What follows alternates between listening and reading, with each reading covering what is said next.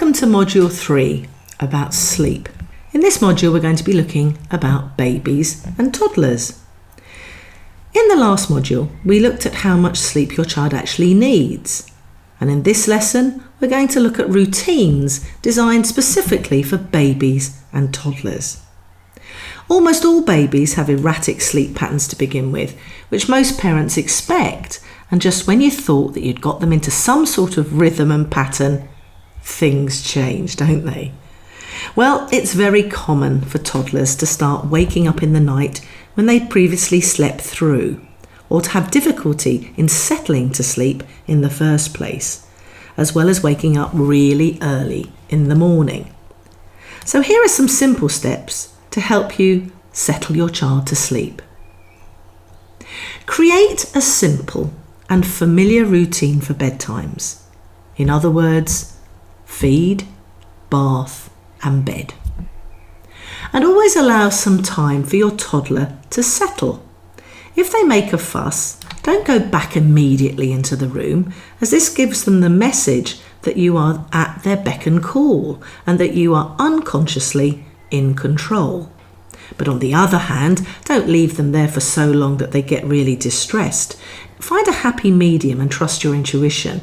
But this is actually called self-soothing, and it's a habit that you want to get your babies and toddlers into very early on, because that will set a really great pattern for the whole of their lives. Now, some toddlers settle better if you keep things quiet in the evenings and you slow the day down, sort of naturally, with a story, some quiet time and some relaxing music, while others are better if you keep natural house noises going, as it's reassuring for them to know that you're nearby. But do make sure your toddler winds down before going to bed, as this makes the transition from lively, boisterous, excitable toddler to calm, relaxed, tired little toddler much easier. And if your toddler keeps getting up after you've put them into bed, you do need to be firm and consistent and clear in your expectations of what you want to happen, and take them back to bed again and again and again. It may take time, but eventually they'll get the message. You need to be relaxed, calm and confident in your body language and your tone of voice. Don't need to get cross, but you just keep putting them back to bed and settling them and smiling and saying it's time for bed. Now, it's common for toddlers to milk the guilt, because lots of busy working parents who often don't get home until later in the evening, I meet them and I work with them, and they find that their toddler messes them about and fusses at bedtime because they're really trying to get your attention. So don't join in with this tactic, be mindful of it, and remember, toddlers who enjoy consistent bedtimes and familiar going to sleep rituals usually go to sleep easier and stay asleep longer. And remember, it's really important for their mental health and physical growth. Now, here are some ways to deal with waking too early, but I'm afraid I just think that's par for the course. But I used to use with my children blackout curtains or thick blinds to make your toddler's room darker so the morning light doesn't wake them. I also provided safe toys and things to occupy their hands and minds that they can play with on their own in the mornings, so that they can play quietly until they hear that the rest of the family's awake or up. And if your child is a natural early riser, you may just have to be patient. Things change once they start nursery school and they get a bit more tired and they tend to sleep for longer. And eventually you'll get into the teenage years where they won't get out of bed at all.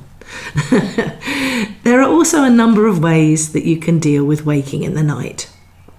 Everyone's sleep needs and patterns vary, of course, and some people need 8 hours or more. Others can manage on 5 or 6, so this creates a different picture of what sleeping through actually means, even in one family. So don't be influenced by what other parents or family members or health visitors are saying. Just be aware, if you've always been rocked, stroked or sung to, then of course your child is going to find that difficult if you've done that.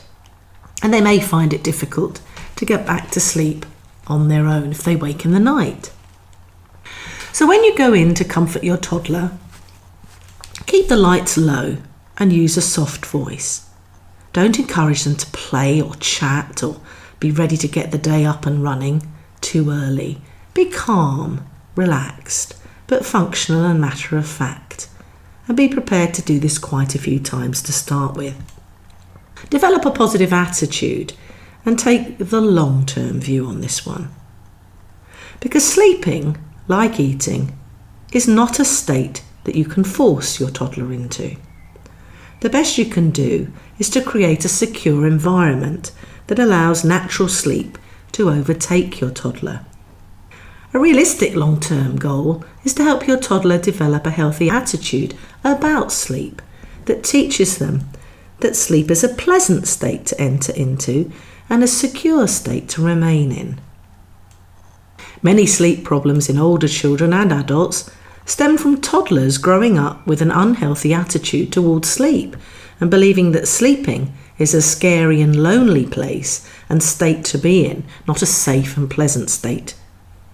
So teach your toddler that resting and sleeping are positive, they're natural, and they're healthy states to be in when they're young, and both you and your children will sleep better when they're older if you get into these habits. You need to stay, of course, flexible. No single approach will work with all toddlers all of the time, so don't keep doing the same old thing over and over again and expecting a different result, because that's the definition of madness. Develop a nighttime routine that works for you.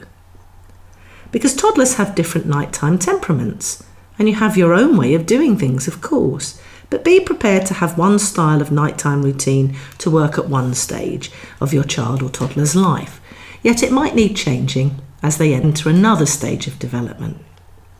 Be open to trying different nighttime approaches. Don't keep changing them around too quickly, but trust your intuition, and if one style isn't working over a few weeks, then perhaps it's time to change it. Follow your heart and trust your intuition, and you and your toddler will eventually work out the right nighttime routine for your family that works. The real secret is being confident and what I call meaning business. Don't be wishy-washy about it. Have the intention that you're going to sort this out and your little one's going to sleep and it's all going to be fine. And insisting that your child goes to bed at a regular time to get the energy and rest that they need for growing, for playing, for learning and being healthy.